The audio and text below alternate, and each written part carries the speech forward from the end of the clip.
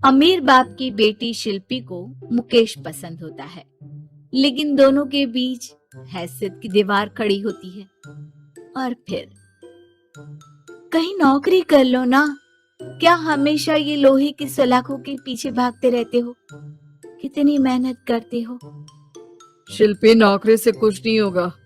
तुम लोगों की हैसियत तक पहुंचना है तो अपना ही बिजनेस करना पड़ेगा, वरना तुम्हारे पापा किसी और से तुम्हारी शादी करवा देंगे। अच्छा, ऐसे किससे करवा देंगे? मैं तो तुमसे ही शादी करूंगी। बोल दिया तो बोल दिया, बस। मुकेश उस बेचारी को समझाता भी तो क्या। दुनिया के रीति रिवाजों से काफी दूर थी शिल्पी। भले ही बड़े बाप की बेटी, लेकिन सादगी इतनी कि क्या कहना। बेटा शिल्पी, कल तुमको देखने लड़के वाले आने वाले हैं, तैयार रहना। मैंने तुम्हारी माँ को समझा दिया है। घर के सारे नौकर चाकर को वो समझा देगी कि स्वागत कैसे करना है। कैसी बात कर रहे हैं पापा? मैं तो मुकेश से प्यार करती हूँ, उसी से शादी करूंगी। मैंने आपको बताया था ना। मुकेश किसका बेटा है? वो स्टील किंग सिंघानिया का, या वो जो बड़े ज्वेलरी वाले हैं मेहता, उनका? नहीं नहीं पापा, वो अपना ही काम करता है, लेकिन एस्टैब्लिश नहीं है अभी। पापा, वो आपके पास तब आएगा जब कुछ बन जाएगा। आप प्लीज थोड़ा सा वक्त दे दीजिए। पिता को शिल्पी की बात पर गुस्सा आ जाता है। वो उससे कुछ नहीं कहते और शिल्पी की माँ के पास जाते हैं। ये संस्कार देकर बड़ा किया तुमने शिल्पी को, और कैसे मैं किसी भिखारी के साथ उसकी शादी कर दूं? कौन है ये मुकेश? मैं जानती हूँ, बड़ा ही होनहार लड़का है। शिल्पी से बहुत प्यार करता है और शादी करना चाहता है। अरे ऐसे कैसे मैं किसी से भी अपनी बेटी की शादी कर दूं? कोई भी उठकर आए और कहे कि मैं शादी करना चाहता हूँ तो मैं शादी कर दूं? कान खोल कर सुन लो, कल उसे अच्छे से तैयार कर देना, क्योंकि जो लड़का मैंने देखा है शिल्पी के लिए, वो करोड़पति घर का बेटा है, समझी? लाख मना करने पर भी शिल्पी को उस लड़के से मिलवाया जाता है जो उसके पिता ने उसके लिए देखा था। देखिए, मैं किसी और से प्यार करती हूँ और उसी से शादी करूंगी। ये तो बहुत अच्छी बात है कि तुम किसी और से प्यार करती हो, क्योंकि मैं भी किसी और से प्यार करता हूँ। लेकिन शादी तो हम दोनों को ही करनी होगी, जानती हो ना, ये बिजनेस और ये सारा कुछ।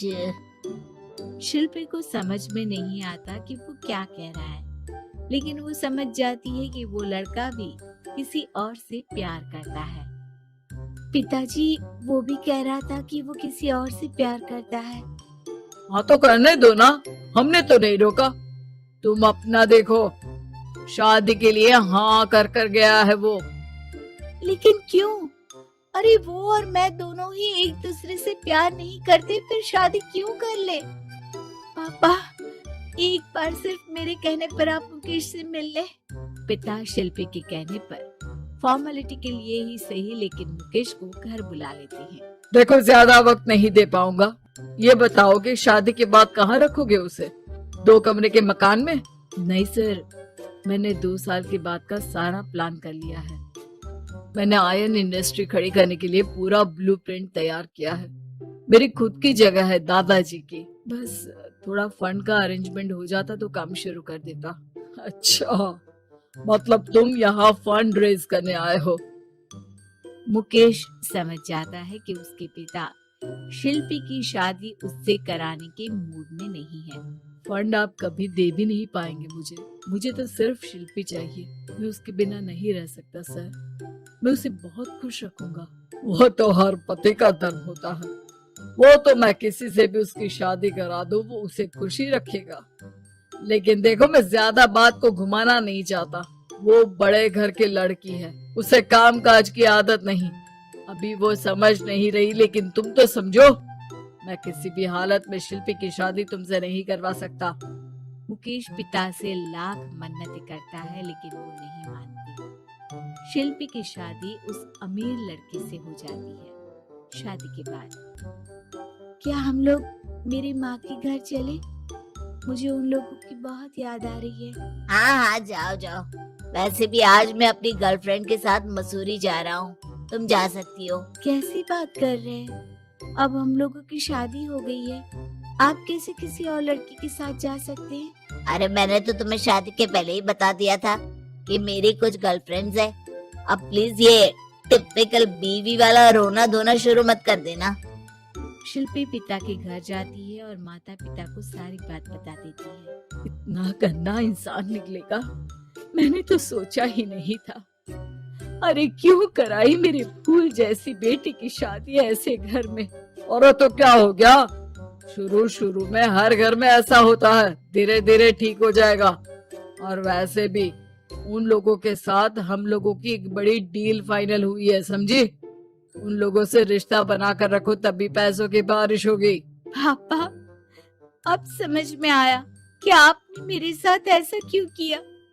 मुकेश आपके सामने गिड़गिड़ा कर गया कि वो मुझे बहुत खुश रखेगा, लेकिन आपने मेरी शादी एक ऐसे लड़के से करा दी जो किसी और लड़की से प्यार करता है और शादी सिर्फ समझौते के लिए कर रहा है। पापा, मैं जा रही हूँ, लेकिन इस घर में कभी पैर भी नहीं रखूंगी। आपने मुझे सामान की तरह इस्तेमाल किया। माँ शिल्पी को बहुत रोकती है, लेकिन वो एक नहीं सुनती। कुछ समय बाद, शिल्पी, मुझे नहीं लग रहा कि अब हम दोनों के बीच ये शादी और रह पाएगी। मैं किसी और से शादी करना चाहता हूँ। वैसे तुम परेशान मत हो ना, तुम्हारे पापा के साथ हम लोगों की डील जो चल रही है ना, वो नहीं रुकेगी, क्योंकि तुम बहुत अच्छी लड़की हो। ठीक है, मैं जा रही हूँ, तलाक के पेपर में साइन करके।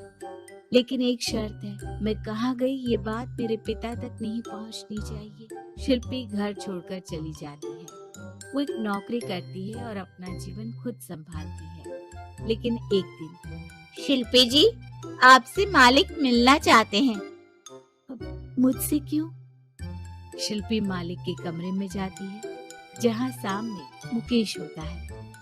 अरे आपको देखकर बहुत खुशी हुई, बहुत बड़े आदमी बन गए। थैंक्स, पर तुम्हें नौकरी करने की क्या जरूरत पड़ गई? मैंने तो सोचा भी नहीं था कि तुम मेरी शिल्पी होगी।